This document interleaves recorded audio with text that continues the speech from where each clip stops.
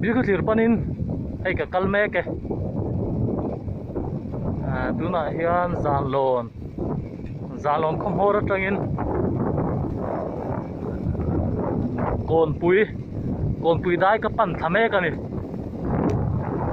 ro kan ruam khop mai ta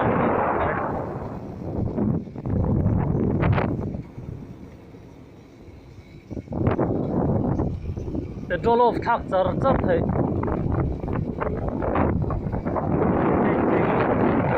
ilo ro om pa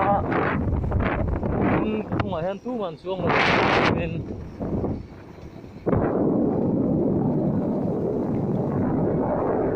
đi thì nó khoảng sang thì sang rồi sang ý là không có gì đâu